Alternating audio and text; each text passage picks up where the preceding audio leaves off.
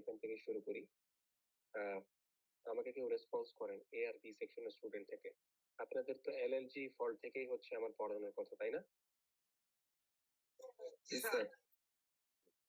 ঠিক আছে, এই ফলটা অবশ্য সি সেকশনে পড়াই হচ্ছিলাম, কারণ ওনাদের ক্লাস আসলে ওই বুধবারে বৃহস্পতিবারে থাকে, তো ওই কারণে হচ্ছে নেওয়া পসিবল হয়েছিল, বাট আপনাদের তো ওইভাবে দিতে পারি না ফর সাম রিজন।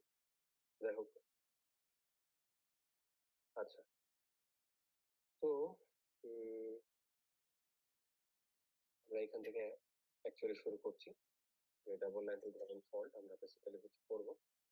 তো স্বাভাবিকভাবে আমরা নো লোড কন্ডিশনটা ধরে নেই, এটা আবারও মার্ক করছি। নো লোড কন্ডিশনে আমরা অ্যানালাইসিসটা শুরু করছি এবং একটা আমরা সোর্স কাউন্ট করছি।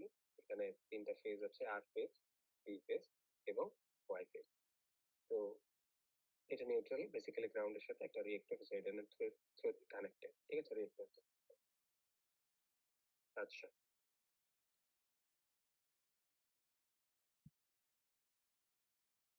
যিনি আমার সাথে কো-হোস্ট আছেন তিনি যারা জয়েন করতে চায় তাদেরকে জয়েন করাবেন, ঠিক আছে? আমি বারবার তো আসলে এখানে যাইতে পারবো না, আপনারা কাইন্ডলি এটা একটু জয়েন করে ফেলবেন। আর এই এলএলজি ফল্টের ক্লাসটা তারা রেকর্ড করে ফেলে, ঠিক আছে? তাহলে আলটিমেটলি আনসিমেট্রিক্যাল ফল্ট পুরোটাই একটা রেকর্ডেড ভার্সনে চলে আসবে একদম শুরু থেকে।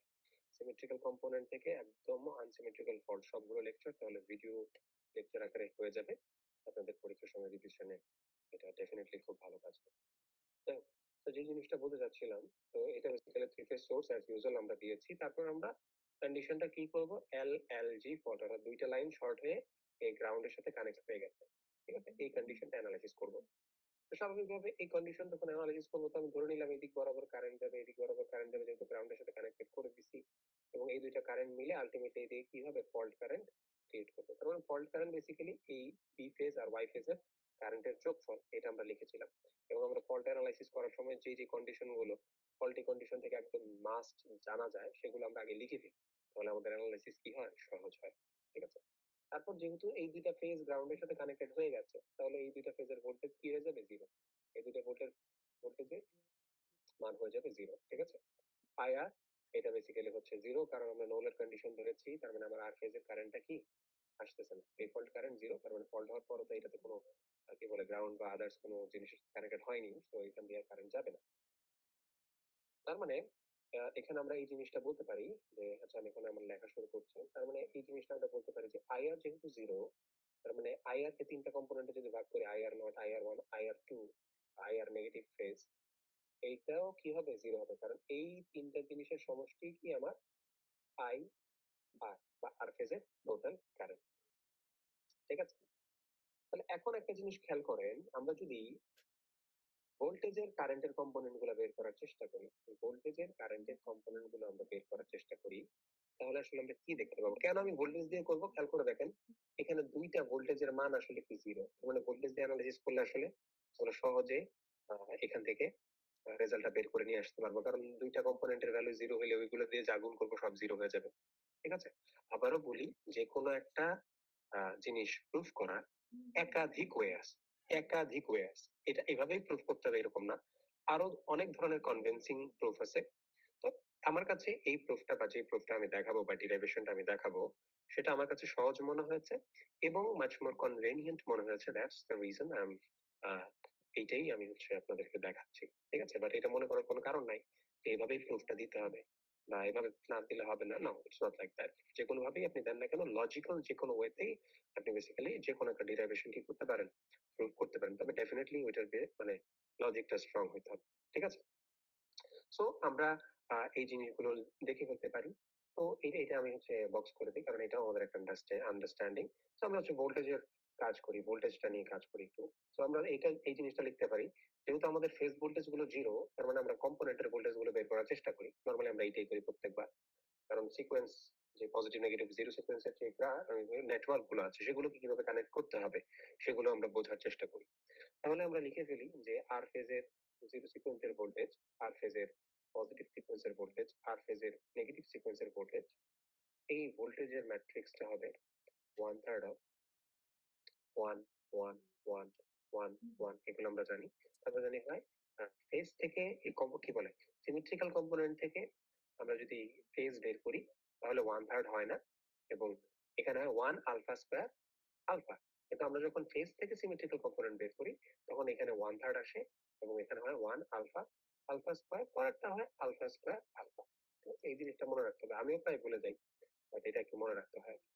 তাহলে এখানে হবে ভি আর ভি ওয়াই এবং কি ভি ভি। ওকে, এটা হবে আমার ম্যাট্রিক্স। নাও গেস হোয়াট, আমরা কিন্তু একটু আগে এখানে লিখে আসছি যে পিভি ফেজ আর পিওয়াই ফেজের ভ্যালুটা 0 বলেছে। এইটা 0, এইটাও 0। আলটিমেটলি যদি জাস্ট এই ম্যাট্রিক্সটাকে আমি রিপ্লেস করি তাহলে এইটার বদলে আমি এখানে লিখতে পারি ভি আর 0 0। একদম easy, as easy as that. এটা যদি লিখি তাহলে আপনি খেয়াল করে দেখেন, আমি ভি আর এর মানটা বের করার চেষ্টা করি। এখানে একটা V are not is equal two কি হবে, আমি 1 দিয়ে এটাকে মাল্টিপ্লাই করব, 1 দিয়ে এটাকে মাল্টিপ্লাই করব, 1 দিয়ে এটাকে মাল্টিপ্লাই করব, সবগুলো যোগ করব। তাহলে 0 দিয়ে যা মাল্টিপ্লাই করব ইটস কমপ্লিটলি 0। তার মানে 1/3 দিলাম, কিন্তু 1 দিয়ে ভিআর কে মাল্টিপ্লাই করলে সেটা আসবে কি ভিআর। আমি একটা ভ্যালু পেয়ে গেলাম জিরো সিকোয়েন্সের কম্পোনেন্টে আর ফেজের কারেন্টটা আমি পেয়ে গেলাম।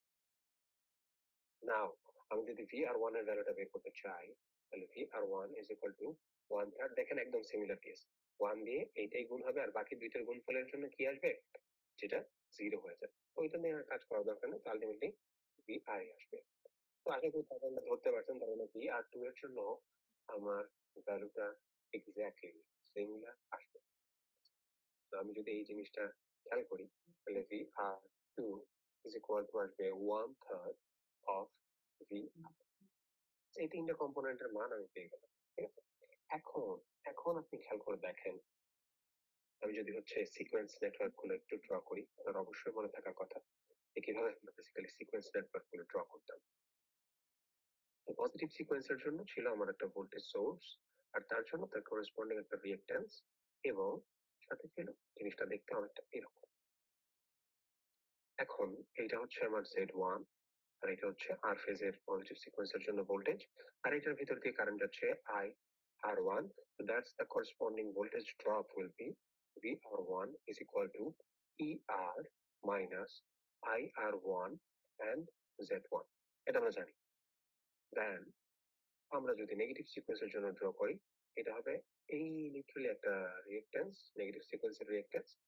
এটা হচ্ছে Z2 and এটার ভিতর দিয়ে যাচ্ছে I R2 and corresponding voltage drop হবে VR2 is equal to minus IR2 Z2। ওকে, তো এখন আমি যদি হচ্ছে থার্ড ফেজটা বা চান্স আমার হচ্ছে জিরো সিকোয়েন্সের জন্য নেটওয়ার্কটা ড্র করার চেষ্টা করি, সেইটা আমার জিরো সিকোয়েন্সের রিঅ্যাকট্যান্সটা হলো সাথে, আপনি খেয়াল করে দেখেন আমরা কি জানি, এই যে যে নেগেটিভ কি বলে কি বলে জিরো সিকোয়েন্সের কম্পোনেন্টের জন্য এই নিউট্রালের যে ইম্পিডেন্সটা থাকে সেটা থেকে আমরা কি করতে হয়, অ্যাড করতে হয়, এবং মোস্ট ইম্পর্টেন্টলি ওইটার সাথে 3 গুণ করে অ্যাড করতে হয়। কেন করতে হয় এটা অলরেডি আমি ক্লাসে বলছি, অনেকবার বলছি, এটা আশা করি আপনাদের ভোলার কথা না।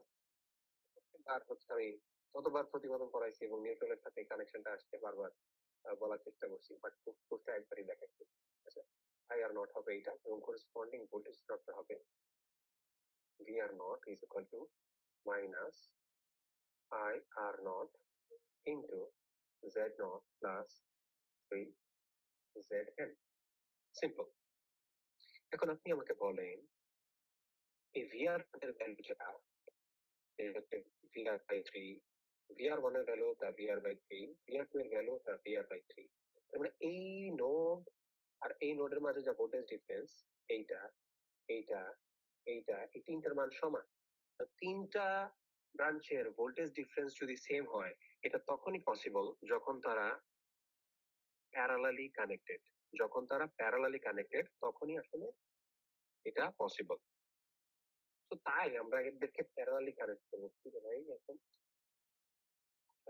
আচ্ছা, যাই হোক, তো আমরা হচ্ছে এদেরকে প্যারালালি কানেক্ট করে দিই, এই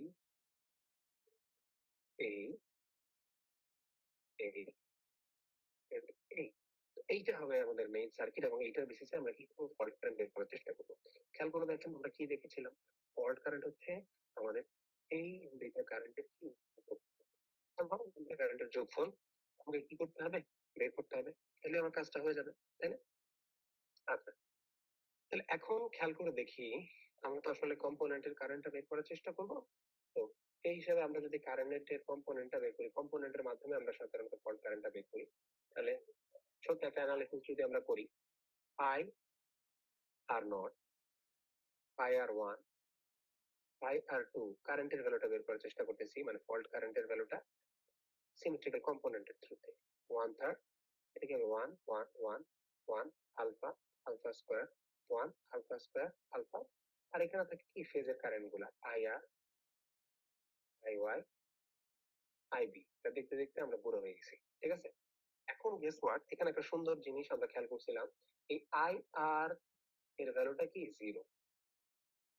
এখানে ভ্যালুটা কি জিরো বসাই দেন, জিরো যদি বসাই দেন তাহলে আলটিমেটলি আই আর নট এর ভ্যালুটা যদি আমরা বের করতে চাই, তাহলে আই আর নট এর ভ্যালু আসছে ওয়ান থার্ড অফ, ওয়ান দিয়ে এটাকে মাল্টিপ্লাই করি আই আর, প্লাস ওয়ান দিয়ে এটাকে মাল্টিপ্লাই করি আই ওয়াই, প্লাস ওয়ান দিয়ে এটাকে মাল্টিপ্লাই করি আই বি। এটা তো হয়ে গেছে জিরো, তার মানে এখানে বাকি থাকতেছে one third of I Y plus I B. এবং আপনি গেস হোয়াট, আমি একটু দেখে আসছি এখানে আই ওয়াই, কেউ কিছু বলতেছেন, কেউ কি কিছু বলতেছেন? স্যার আই বলছিলাম আই। ও মানে কাইন্ডলি হঠাৎ করে কথা বললেন না, হ্যাঁ আমি চমকায় উঠি তো, মানে হাত তুইলেন স্যার, বলে বলে ফেলছি, মানে হাত তুইলেন, তারপর আমি হয়তো রেসপন্স করতে দিব, আর হুট করে আওয়াজ হলে আমি একদম একটা কি বলে সাইলেন্ট রুমে আছি, তো তো হঠাৎ করে আওয়াজ হলে আসলে এটা আমারই দুর্বলতা, আমি আসলে হঠাৎ করে চমকায় উঠছি আর কি, ঠিক আছে? ইটস কমপ্লিটলি ফাইন, আপনারা একটু হাত তুইলেন, আমি হচ্ছে ইনশাল্লাহ তখন রেসপন্স করতে বলবো, ঠিক আছে? আচ্ছা, আহ আহ তো ঠিক আছে, তো I Y plus I B এটার ভ্যালু আমরা পেয়ে যাচ্ছি। এটা হবে, আমরা আমরা মাত্র দেখলাম এইটা, এই দুটো জিনিসের ভ্যালু হচ্ছে আমার আই এফ, ঠিক আছে? আই এফ এর সমান, তাহলে আমি এটা লিখেই ফেলতে পারি যে I R naught, I R not is equal to হচ্ছে আমার আই এফ, এবং এটা নিচে হবে কি তিন। এটা একটা সম্পর্ক আমি পেয়ে গেলাম, এটা আমি একটা সম্পর্ক পেয়ে গেলাম। তো এই সম্পর্কটাকে কাজে লাগিয়ে আমি হচ্ছে আমার ফার্দার কাজটা করবো। খেয়াল করে দেখি, এই সার্কিটটার দিকে তাকান, এই সার্কিটটাকে একটু সিম্পলিফাই করে আমরা চাইলে লিখতে পারি, হ্যাঁ? দেখেন এই দুইটা ব্রাঞ্চ কি আছে প্যারালালে, এদেরকে প্যারালালে লিখি, একটু সিম্পলিফাই করি, এখানে আসলে সার্কিট অ্যানালাইসিসটা ইম্পর্টেন্ট। সিম্পলিফাই করি, জিরো সিকোয়েন্সের ব্রাঞ্চটা লিখতেছি, এইটা হচ্ছে জিরো সিকোয়েন্সের ব্রাঞ্চ, যেটা দিয়ে কারেন্ট এদিক দিয়ে বেরোচ্ছে, এটা হচ্ছে এইটা ইজেড এন।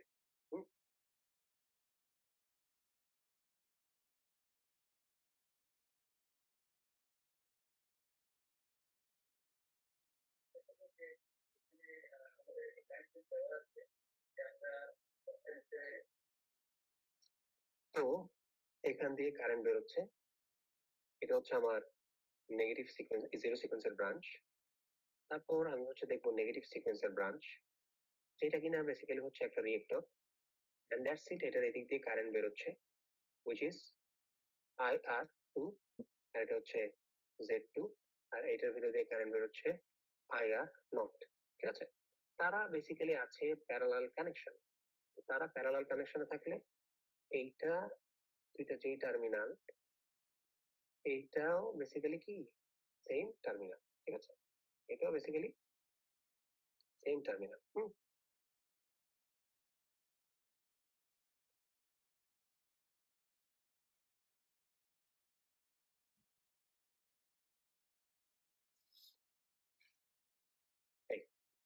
এবং এইটার সাথে খেয়াল করে দেখেন আরেকটা জিনিস প্যারালালি আছে, এটা হচ্ছে আমার পজিটিভ সিকোয়েন্সের ব্রাঞ্চটা। পজিটিভ সিকোয়েন্সের ব্রাঞ্চটাকে আমি হচ্ছে প্যারালালি দিয়ে দিই, তাহলে কি হবে, এই এই এই সিনারিটা চলে আসলো। তো আমি এটাকে যদি একটু মডিফাই করে লিখি, যে কি করলাম, এটা এইভাবে না লিখে এটা উঠাই দিলাম, তারপর এইটারে কি করলাম, এই জায়গায় না লিখে এই জায়গা থেকে এইভাবে টেনে লিখলাম, তাহলে খেয়াল করে দেখেন এখনো কিন্তু কি এটা সেমই আছে, এটা আসলে আহামরি কোনো চেঞ্জ হয়নি। তারপরে কি করলাম, এটা আরেকটু লম্বা করে দিলাম। হোয়াট অ্যাবাউট জিনিসটাকে এইভাবে লিখি, তাইলেও কি এটা সেমই আছে, ঠিক আছে, তাইলেও এটা কি আছে, সেমই আছে। এখন খেয়াল করে দেখি যদি জিনিসটাকে এখন একটু মডিফাই করি, যে হোয়াট অ্যাবাউট আমি এটাকে এই জায়গায় না রেখে, এটাকে এই জায়গায় না রেখে রিয়েক্টরটা এই জায়গায় নিয়ে আসি, ভোল্টেজ সোর্সটাকে এই জায়গায় দিই, তাহলে কিরকম হবে দেখতে। ভোল্টেজ সোর্সটাকে এই জায়গায় দিয়ে দিলাম আর রিয়েক্টরটাকে কি এই জায়গায় দিয়ে দিলাম, তাইলেও কিন্তু এটা সেম জিনিসই আছে। তার মানে দেখেন সার্কিটটা অ্যাকচুয়ালি এভাবে লিখলে আমাদের পরিচিত সার্কিটের চেহারার মতো মনে হয়, যেটা অ্যানালাইসিস করার জন্য আমার মাচ মোর কনভেনিয়েন্ট। আমি কিন্তু আগেরটা দিয়েও অ্যানালাইসিস করতে পারতাম, বাট এই ধরনের সার্কিটের চেহারা দেখে যেহেতু আমরা অভ্যস্ত, তাই আমি প্রিফার করতেছিলাম আর কি যে এটা দিয়ে বেসিক্যালি কাজটা আমরা চালাবো, যেন অ্যানালাইসিসটা সহজ মনে হয়। তাহলে এটা আমি পেছনের দিকে আরেকটু বাড়াই দিই, এই সেম জিনিস, এখন এটা সেম জিনিসই আছে হুবহু, ঠিক আছে। তাহলে খেয়াল করে দেখি আমাদের কারেন্টের ডিরেকশন এইটার জন্য হবে আই আর ওয়ান। এখন খেয়াল করে দেখেন এই পুরো সার্কিটের মেইন কারেন্ট কিন্তু কি আই আর ওয়ান, এই পুরো সার্কিটের মেইন কারেন্ট কি, মানে এই দিক দিয়ে যে কারেন্টটা যাচ্ছে এই দিক দিয়ে কি এই আই আর ওয়ানই তো যাচ্ছে, তাই না। তাহলে আমি কি বলতে পারি কিনা এই আই আর ওয়ান হচ্ছে এই পুরো সার্কিটের মেইন কারেন্ট, এটা হচ্ছে ইয়ার। তার মানে দেখেন এই দুই প্রান্তের উপরে, এই উপরের দিকগুলাতে, এই উপরের দিকটাতে যেই রিঅ্যাক্ট্যান্স আছে ওই রিঅ্যাক্ট্যান্সটাকে বা যেই ইম্পিডেন্স আছে ওইটা দিয়ে এই ভোল্টেজটাকে যদি আমি ভাগ করি, তাহলে কিন্তু আমি কি আইআর পাবো, একদম সোজা হিসাব। তাহলে আমি বলতে পারি যে এই আইআর ওয়ান এটা বেসিক্যালি হচ্ছে ই আর কে আমি যদি হচ্ছে ইকুইভ্যালেন্ট ইম্পিডেন্স দিয়ে ভাগ করি, যেটা পাবো সেটাই হবে কি আমার আইআর ওয়ান। তার মানে ইকুইভ্যালেন্ট ইম্পিডেন্স, এখানে হচ্ছে ইকুইভ্যালেন্ট ইম্পিডেন্সে আমি যদি বের করতে চাই, তাহলে খেয়াল করে দেখেন এই দুইটা আছে কি সিরিজে, সিরিজে যদি থাকে তাদের ইকুইভ্যালেন্ট রিঅ্যাকট্যান্স কি হবে, ইম্পিডেন্স কি হবে, দুইটা যোগফল। তাহলে আমি ধরেন এই দুইটার ইকুইভ্যালেন্ট রিঅ্যাকট্যান্স কে z প্রাইম দিয়ে ডিনোট করতেছি, which is equal to z not plus 3zn। এবং এইখানে এই দুইটার ইকুইভ্যালেন্সি যে আমি z প্রাইম দ্বারা ডিনোট করলাম, এই z প্রাইমটা আবার z2 এর সাথে কিসে আছে, প্যারালালি আছে। তো z2 আর z1 z2 আর z প্রাইমের প্যারালাল কানেকশন থাকার ফলে এদের তুল্য রোধ বা হচ্ছে ইকুইভ্যালেন্ট ইম্পিডেন্স হবে দুইটার যোগ গুণফল ডিভাইডেড বাই দুইটার যোগফল, হয়ে গেল। আবার এই টোটাল ব্রাঞ্চটার সাথে দেখেন এই z1 কি আছে, সিরিজে আছে। তাহলে আমার টোটাল যে ইকুইভ্যালেন্ট রিঅ্যাকট্যান্সটা হবে এটা হবে z1 প্লাস এটার সাথে সিরিজ আছে কে, এই z প্রাইম এবং z2 এর প্যারালাল ব্রাঞ্চটা। এটা যদি আমি কমপ্লিটলি করি তাহলে z1 plus z2 z prime divided by z prime. হ্যাঁ আবু বকর সিদ্দিক, আপনি হাত তুলেছেন, বলুন।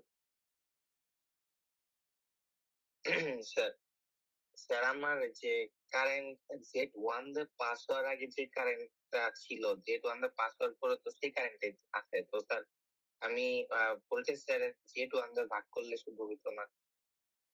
না না না না, এই Z1 খেয়াল করে দেখেন যেই কারেন্টটা Z1 এর ফলে আছে ওইটা দিয়ে ভাগ করলে তো আসলে হবে না, কারণ তখন আপনার এই Z1 এর এগেইনস্টের ভোল্টেজ ড্রপটা নিতে হবে, ঠিক আছে, এই দুই পয়েন্টের মাঝের ভোল্টেজ ড্রপটা নিতে হবে।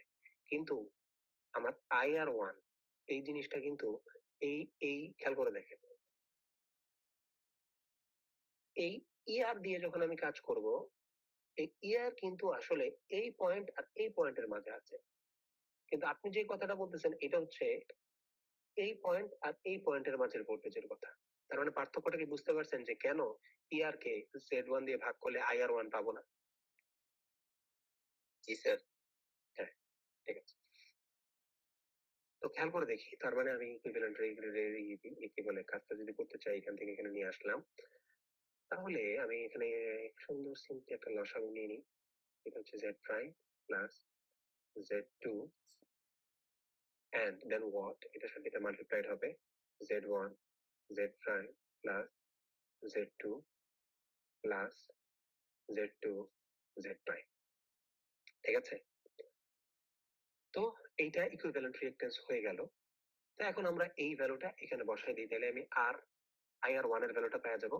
তাহলে কমপ্লিটলি এখান থেকে আমি হচ্ছে এখানে চলে আসতেছি, IR one is equal to হবে ই আর ডিভাইডেড বাই, এখানে নিচেটা নিচেই থাকবে, Z one Z prime plus Z two into, এটাকে প্লাস হবে, plus Z two Z prime. এখন এই এই জিনিসটা কি উপরে উঠে যাবে না? কারণ এটা যেহেতু ভাগের ভাগ হয়েছে, এই জিনিসটা কি হয়ে যাবে, উপরে উঠে যাবে। ডিসিশন না নিয়ে এটা উপরে উঠে যাবে। তো আমরা এটা উপরে উঠাই দিলে আলটিমেটলি এই জিনিসটা দেখতে হবে Z two plus Z prime, এটা বেসিক্যালি আমার ইকুইভ্যালেন্ট সার্কিটটা বের হবে। ঠিক আছে, এখন এই ব্রাঞ্চটার দিকে একটু তাকান।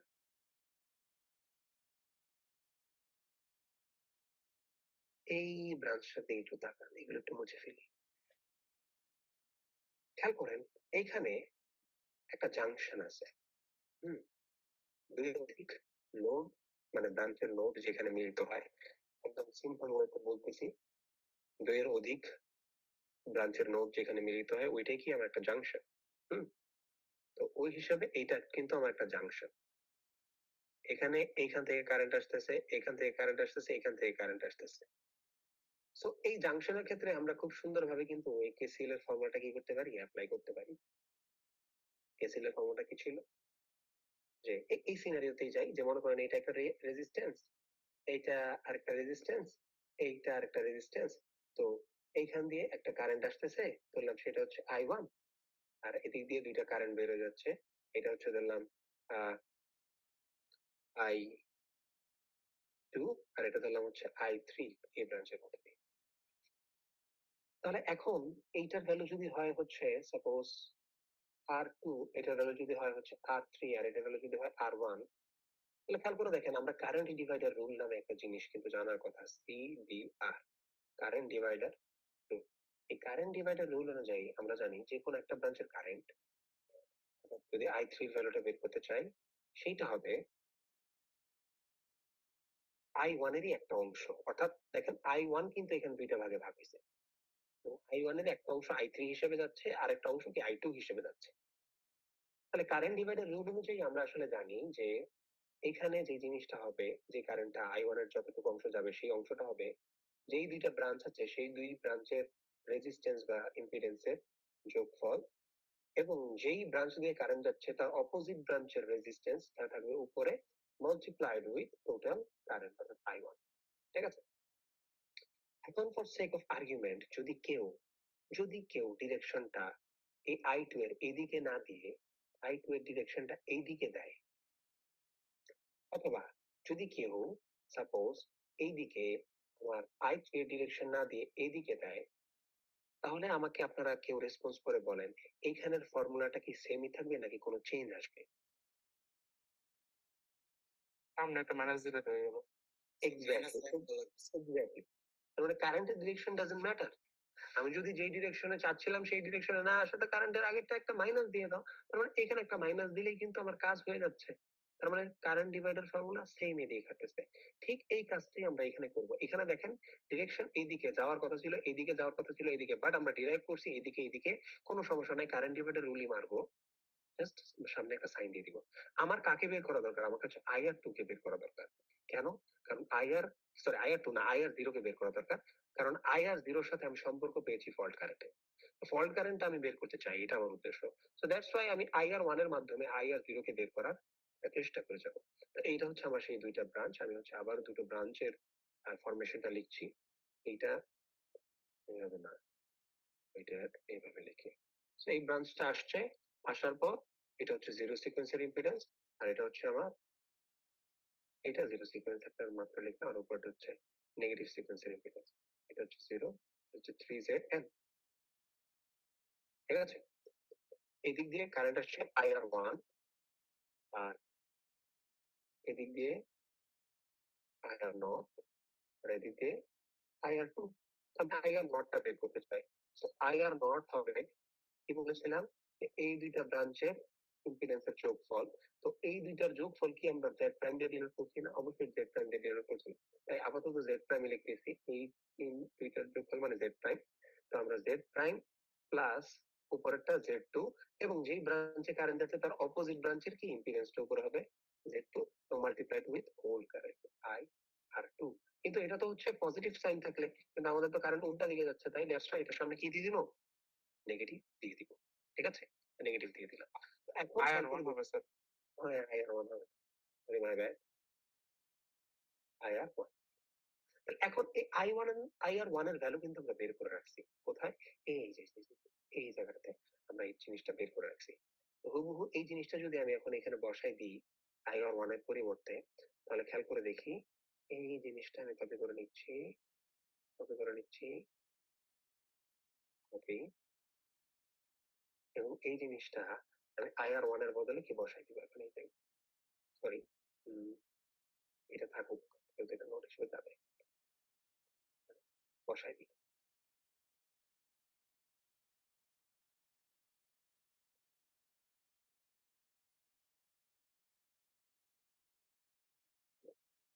বসাই দিই।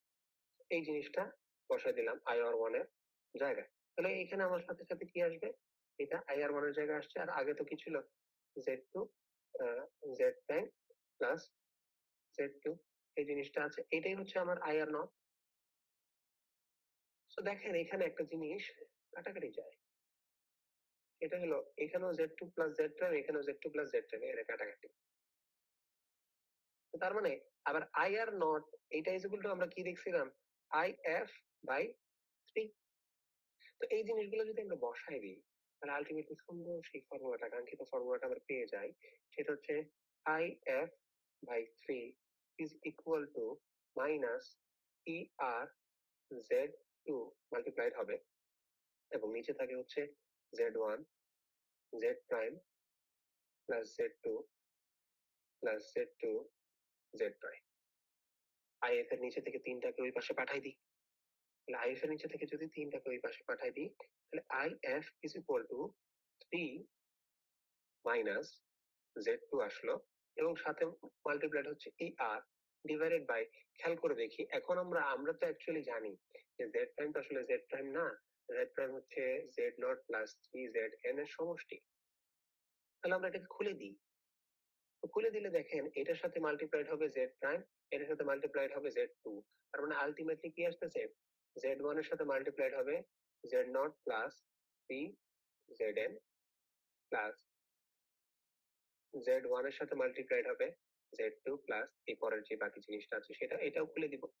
তো এটার সাথে আছে হচ্ছে আমার Z two into Z naught plus three Z N.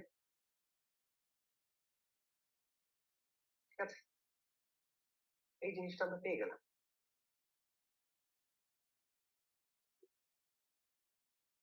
এখন আমরা একটু গুছাই লিখি, I F is equal to হচ্ছে Z one Z two plus Z two Z naught plus three Z N plus Z naught plus three Z N into Z one, আর উপরে আছে minus three E R into Z two. এইটাই হচ্ছে আমাদের সেই কাঙ্ক্ষিত মহা ফর্মুলা। ঠিক আছে, এটাই হচ্ছে আমাদের কাঙ্ক্ষিত সেই মহা ফর্মুলা। এটার মাধ্যমে আমরা ফল্ট কারেন্ট বের করব ফর হোয়াট, এল এল জি, অর্থাৎ সিঙ্গেল লাইন টু গ্রাউন্ড ফল্টের জন্য আমার ফল্টের ফর্মুলা হচ্ছে এইটা।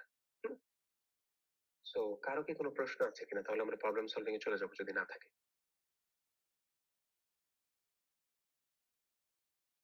হ্যাঁ হ্যাঁ দাঁড়ান, আগে কে বলবে আমি বলি। আগে বলবে হচ্ছে মুশফিকুর ভুইয়া, করুন। স্যার আমরা যে আই আর নট বের করার সময় sir current divider rule use করছি, এখানে স্যার ম্যাট্রিক্স থেকে বের করতে পারতাম না স্যার।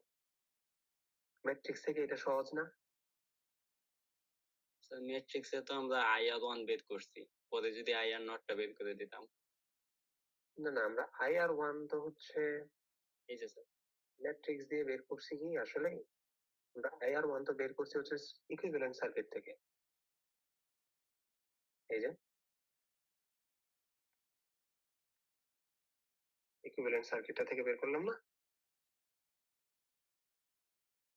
তাহলে স্যার ওই যে ম্যাট্রিক্স থেকে কি বের করছিলাম যেন?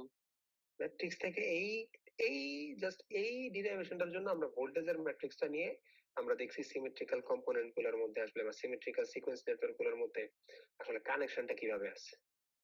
দেখলাম সবগুলা ব্রাঞ্চের ভোল্টেজ সেম, তাহলে তারা কিসে আছে? প্যারালাল। এই যে স্যার নিচের ম্যাট্রিক্সটাতে স্যার IR1টা কিভাবে বের করতে পারতাম না? IR1 দিয়ে বের করতে হ্যাঁ অবশ্যই পারতাম, কিন্তু তখন তো আমার এই IR নট এটা যে জিরো হইতো, সাথে কি এই হাবিজাবি আলফা আলফা স্কয়ার গুলো চলে আসতো না? জি স্যার। তাহলে কাজটা কি সহজ হইতো নাকি কঠিন হইতো বলেন তো? আমি কি বললাম? আপনি অনেকভাবে করতে পারেন। আমি আবারও বলে নিচ্ছি, আমার প্রসেস আপনার করতে হবে এরকম কোনো কথা নাই। আপনি এরকম ভাবলেন যে না, আমি স্যার ম্যাট্রিক্সই ব্যবহার করবো না, আমি আমার নিজের পদ্ধতি ব্যবহার করবো। হ্যাঁ, আপনি করেন। লজিক্যাল যদি হয় তাহলে আপনি আপনার প্রসেসে করেন, কোনো সমস্যা নাই। ঠিক আছে, করতেই পারেন, এটা কোনো সমস্যা নেই। কিন্তু আমার কাছে এই প্রসেসটা, দেখবেন এই প্রসেসটা দিয়ে নোটেও করানো আছে এবং আমার কাছে এটা কনভেনিয়েন্ট এবং ইজি মনে হয়েছে, সো আমি এটা ফলো করি। But you are not bound to follow it. ঠিক আছে, আবারও বলতেছি, ডিরাইভেশন পরীক্ষা চলে আসতেও পারে। ঠিক আছে, আচ্ছা, যাই হোক। সো এখন আপনি বলেন আমাকে, আরেকজন হচ্ছে হ্যান্ড রেজ করেছিলেন, তিনি বলেন তার প্রশ্নটা কি ছিল। আরে ভাই, স্যার মুশফিকের প্রশ্নে ছিল আরেকটা আছে, সেটা হচ্ছে স্যার যে প্রশ্ন আসে মানে কিরকম করে আসতে পারে, যে ডিরাইভ মানে কোশ্চেনটা কিরকম হতো? মানে জ্ঞানীর জন্য ইশারাই যথেষ্ট, এই কথাটা তো আমি বলি। আর ডিটেলস তো বলা সম্ভব না যে কিভাবে আসবে।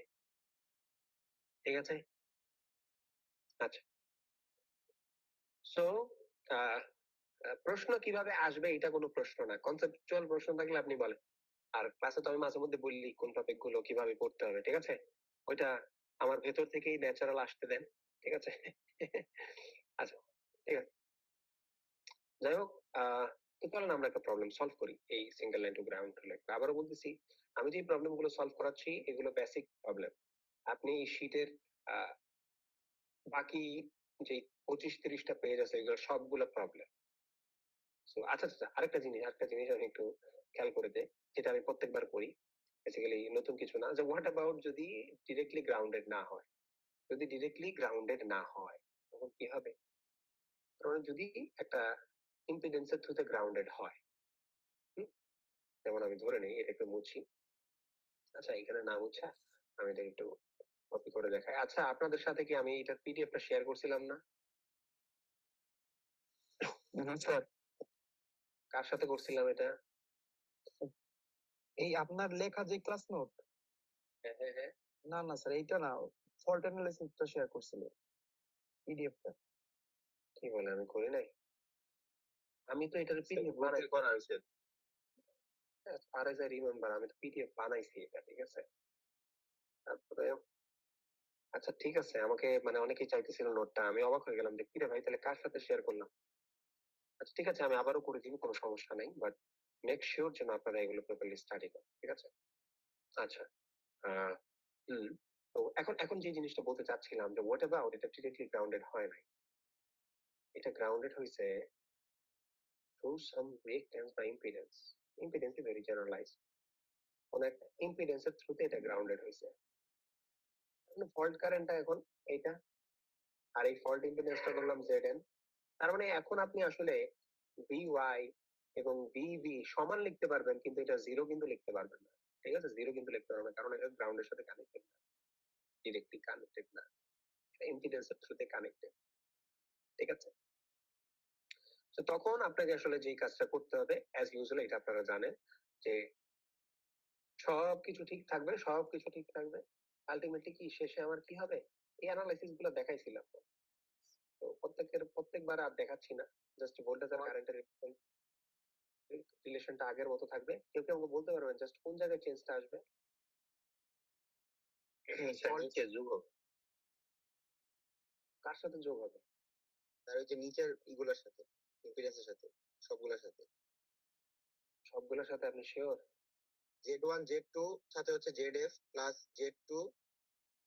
না না না, এই সবসময় আমি বলছিলাম যে এই নিউট্রালের না, এটা তো নিউট্রালের না, নিউট্রালেরটা হোক, নিউট্রালের ইম্পিডেন্স এবং এই যে ফল্টের সাথে গ্রাউন্ডের সাথে কানেক্টেড, গ্রাউন্ডের যেই কারেন্টটা ফ্লো হয় ফল্টের সময়, এইটা নরমালি জিরো সিকোয়েন্স এটাকে হ্যান্ডেল করে। জিরো সিকোয়েন্সের কারেন্ট দ্বারা আমরা কি করি, ওই জিনিসটার ইফেক্টটা বিবেচনায় আনি, ঠিক আছে?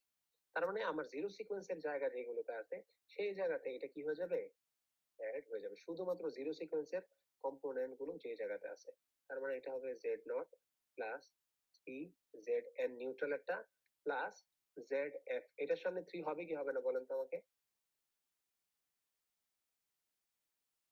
হবে কি হবে না? হবে তো স্যার, কেন হবে? নিউক্লিয়ার গ্রাউন্ড করা তো। হ্যাঁ, গ্রাউন্ড করা, গুড। এটা 3 হবে। কিন্তু খেয়াল করে দেখেন, আমরা এর আগে এরকম একটা ইম্পিডেন্স দিয়ে পড়ছিলাম, বাট এরপরও 3 হয় নাই, এরপরও 3 হয় নাই। কোন ফল্টটাতে? এলএল ফল্টটাতে। কারণ এলএল ফল্টে বেসিক্যালি আমার কি ছিল, এলএল ফল্টে আমার গ্রাউন্ডের কানেকশন ছিল না। সো দ্যাটস ওয়াই গ্রাউন্ডের কানেকশন যদি না থাকে তাহলে জিরো সিকোয়েন্সের কম্পোনেন্টের ইফেক্টটা থাকে না। হুম? কিন্তু যদি জিরো সিকোয়েন্সের কম্পোনেন্টের ইফেক্টটা না থাকে, ওইটা হচ্ছে নিউট্রালের সাথে কানেক্টেড, রিঅ্যাক্ট্যান্সটা আমরা অ্যাভয়েড করতে পারি। কিন্তু যদি ফল্টের ডিরেকশনটাতে বা ফল্টের জায়গাটাতে ফল্ট ইফেক্ট কি বলে, ফল্ট ইম্পিডেন্স বা ফল্ট রিঅ্যাক্ট্যান্স যেটাই হোক না কেন থেকে যায়, যদি এটা এলএল ফল্ট হয় তাহলে শুধু ওই ইম্পিডেন্সটা যোগ হবে। যদি সেটা এলএল ফল্ট হয় শুধু ওই ইম্পিডেন্সটা যোগ হবে, এই যে এই কথাটা বলতে যাচ্ছিলাম, এটা দেখেছিলাম। এই যে দেখেন, এলএল ফল্ট, ফল্ট ইম্পিডেন্সটা যোগ হয়েছে, জাস্ট এইটাই যোগ হয়েছে, 3 অ্যাড হয় নাই, কারণ এটা গ্রাউন্ডের সাথে কানেক্টেড না। কিন্তু এছাড়া বাকি যতগুলাতে আমরা এই ফল্ট ইম্পিডেন্স অ্যাড করছি, এসএলজি ফল্ট বা এই আজকে যেটা এলএলজি ফল্ট দেখলাম, এগুলো কিন্তু জি আছে, শেষে কি আছে, জি আছে।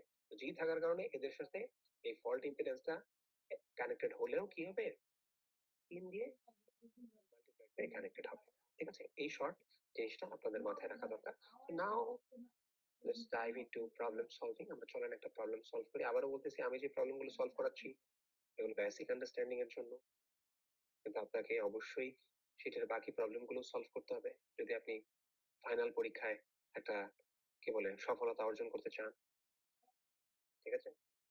প্রবলেম সলভ করতে হবে, প্রচুর সলভ করতে হবে।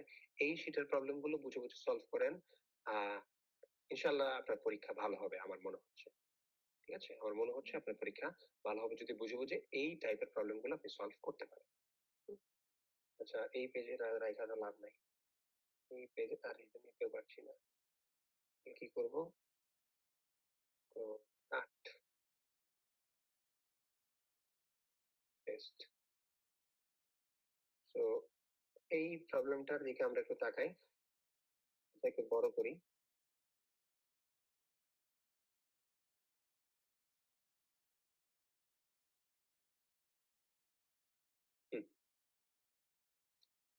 তাহলে কি বলতেছে, a three phase alternator with its neutral solidly grounded has x naught কি আমরা জানি, এটার মান দেয়া আছে, এটা x1 কি এটাও জানি, এটার মান দেওয়া আছে, x2 কি এটাও জানি, এটার মান দেওয়া আছে।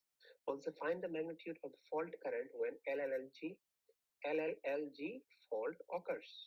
তাহলে সিম্পল জিনিস, এই ফল্টের কারেন্টটা বের করতে বলছে, তার মানে এই ফল্টের জন্য আমরা কারেন্টের মানটা কি জানি, 3ER। শুধু কারেন্টের মানটা নিচ্ছি, আপনি চাইলে মাইনাস নিতেও পারেন, নাও নিতে পারেন, আমি মাইনাসটা নিলাম, কোনো সমস্যা নেই। যেহেতু ফর্মুলাতে মাইনাস আছে, মাইনাস দিয়ে কাউন্ট করেন, কোনো সমস্যা নাই। আর নিচে আছে Z1 into Z2 plus Z2 into, আচ্ছা খেয়াল করে দেখেন, এখানে কিন্তু কোনো ফল্ট ইম্পিডেন্স এবং নিউট্রালের সাথে কানেকশনে গ্রাউন্ডের কোনো ইম্পিডেন্স আছে কিনা বলে নাই। তার মানে যদি না বলে থাকে তাহলে আমরা আগ বাড়ায় তো ধরি না, আমরা তখন জেড নট কেও কি কি ধরি, আমরা হচ্ছে জেড এন কেও জিরো ধরি এবং জেড এফ কেও কি ধরি, জিরো ধরি। জিরো ধরলে এই কাজটা হয়ে গেছে অনেক সহজ। আমরা এইখানে শুধুমাত্র কি লিখবো, Z naught plus Z one. ফর্মুলাটা কিন্তু অনেক কি হয়ে গেছে, শর্ট হয়ে গেছে।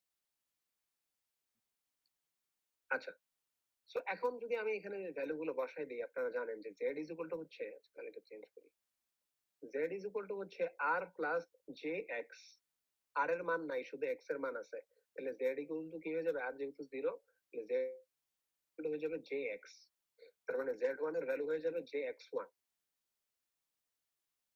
জেড টু এর ভ্যালু হয়ে যাবে ব্লা ব্লা ব্লা অ্যাজ ইউজুয়াল। ঠিক আছে, তার মানে আমরা জেড গুলো যেগুলো পাচ্ছি সেগুলো আসলে J X one J X two এইভাবে হবে। তাহলে খেয়াল করে দেখেন, উপরে আছে minus three E R, Z two এর ভ্যালু হবে ইন্টু জে এক্স টু, এগুলো থেকেও যে যে বেরোবে, তার মানে আসলে জে স্কোয়ার মানে বেসিক্যালি হচ্ছে মাইনাস ওয়ান, এটা থেকে একটা মাইনাস ওয়ান আসবে, এটা থেকে একটা মাইনাস ওয়ান আসবে, এটা থেকে একটা মাইনাস ওয়ান আসবে, তো সবগুলো মাইনাসকে সামনে নিয়ে নিলাম, আর ভেতরে থাকতেছে কি, তাহলে X one X two plus X two X naught plus X naught X one. তো এখন উপরে মাইনাস নিচে মাইনাস, মাইনাস মাইনাস আল মোকাবিলা, তাহলে থাকতেছে থ্রি, আর ইয়ার এর ভ্যালু আমরা সাধারণত ওয়ান পার ইউনিট ধরে নিই, আর এখানে আছে আমার জে, জে এর মান আমার জে এক্স টু এর মান আমাকে দেয়া আছে 0.1 পার ইউনিট,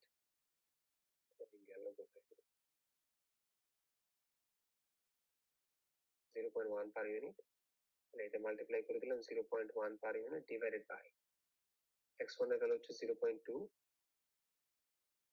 আর এক্স টু এর ভ্যালু হচ্ছে 0.1। হ্যাঁ বলেন, 0.1 ইন্টু 0.05, হাত তুলছেন একজন, বলেন। স্যার ইয়ার এর ভ্যালু যেটা স্যার ওই যে যে সময় হচ্ছে এটার ফলটা পড়াইছিলেন তখন বলে দিছিলেন যে ইয়ার ইজ ইকুয়াল টু 1, ওইখান থেকে কি 1 ধরা হয়? হ্যাঁ হ্যাঁ, নর্মালি আমরা ওয়ান পার ইউনিটই ধরি আপনার পার ফেজের ভোল্টেজ গুলা, প্লাস আদার স্পেসিফাই যদি করে কিছু বলে দেয়, তাহলে আমরা শুরুতে আমরা কিন্তু আপনি আপনি মনে করেন আমরা অ্যাজাম্পশনে কিছু ধরেছিলাম কিছু জিনিস, খেয়াল আছে কি আপনাদের? তো এখানে আমরা এই জিনিসটা ধরে, আদারওয়াইজ যদি কিছু বলা না থাকে আমরা এটাই ধরে নিই আর কি, ফেজ ভোল্টেজ।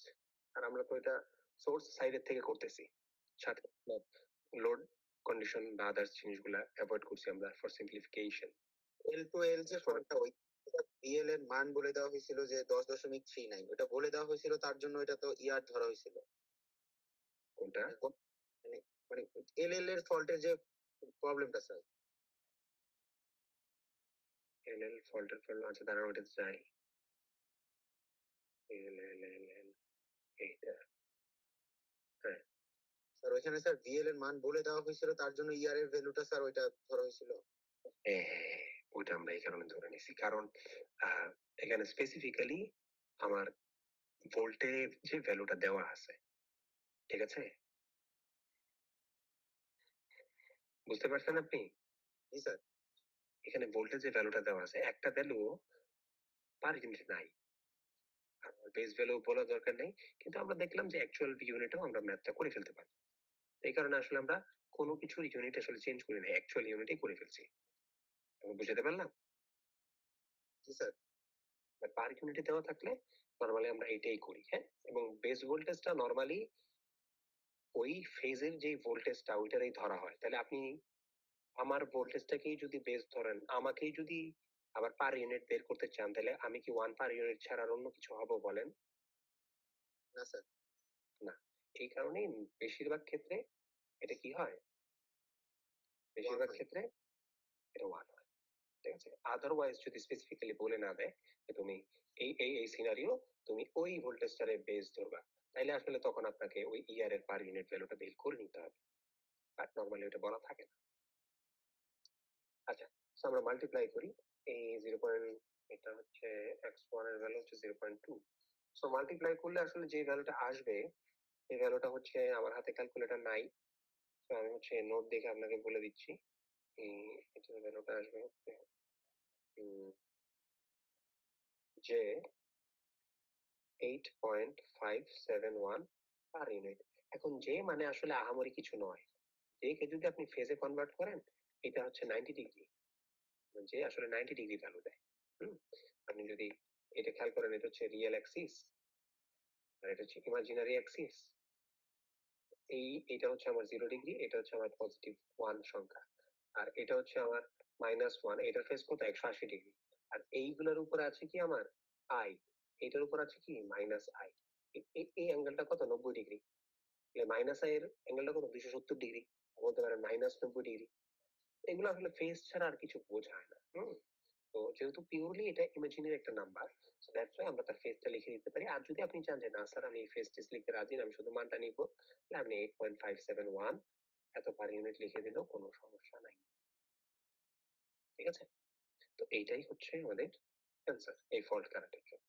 আবারও বলি, সিস্টেমটা রিড করে ডাটাগুলো এক্সট্রাক্ট করতে পারা, এইটাই চ্যালেঞ্জ। এখানে তো আমি সহজে বলে দিছি, বাট হইতে পারে আপনার প্রশ্নে কোন একটা সিনারিও দিয়ে দিবে, বলবে এরকম এরকম একটা সিস্টেম আছে, ওই সিস্টেমের ওই বাসে এই ফল্ট হয়েছে, ওই ফল্টের ফলে এই প্যারামিটার গুলোর মান এই পাওয়া গেছে, এবং এই কন্ডিশনে এই মানে আপনাকে একটু পেঁচাইতে চাইবে, কিন্তু আলটিমেটলি দেখবেন ফর্মুলা এটাই ইউজ হচ্ছে। হয়তো এর আগে আপনি এখানে ব্যবহার করতে হবে পার ফেজ ভোল্টেজ, দেওয়া আছে লাইন ভোল্টেজ, যেটা আমরা আগের ম্যাথে করলাম। তো এই ধরনের ছোটখাটো কনভার্সন আগে পরে থাকতে পারে, কিন্তু ফর্মুলা বা ফান্ডামেন্টাল ফর্মুলা নো লোড কন্ডিশনের বা মানে অ্যাসিমেট্রিক্যাল ফল্ট অ্যানালাইসিসে এইটাই। কারণ মেইন চ্যালেঞ্জ গুলো আপনি কি ফেস করবেন, যে ডাটা এক্সট্রাক্ট করা এন্ড ফর্মুলাটা মনে রাখা। এই দুটো যদি আপনি এনশিওর করতে পারেন, I am quite confident fault অ্যানালাইসিসে সবাই ভালো করে। ঠিক আছে, ফল্ট অ্যানালাইসিসে সবাই ভালো করে। এবং আপনাদের সিটির খাতা দেখে আমি কিছুটা হতচকিত যে সিটির প্রশ্ন এটা কি করলাম আর আপনারা এটা কি করলেন। মানে লিটারালি ক্লাসে যে প্রবলেমটা করাইছি ওই প্রবলেমগুলোই দিয়ে দিছি, হুবহু, এবং মানে চেঞ্জও করি নাই কিছু বিষয়, ইভেন ডিজিটটাও চেঞ্জ করি নাই। এবং গেস হোয়াট, এরপরেও কিছু বান্দা ওই প্রশ্নটা ভালো মতো দিতে পারলো না। মানে এটা তো খুবই কষ্টের একটা বিষয়, খুবই কষ্টের একটা বিষয়, যে এর চাইতে সহজ প্রশ্ন আর কিভাবে হয়। আমি তো অর্ধেক ক্লাস ধরে এই প্রবলেমটাই সলভ করাইছি। মানে আপনাদের যে সিটিতে যে প্রশ্নগুলো দিয়েছি, এখানে সি সেকশন আছেন, বি সেকশন কি বলে এ সেকশন আছেন আর বি সেকশন আছেন।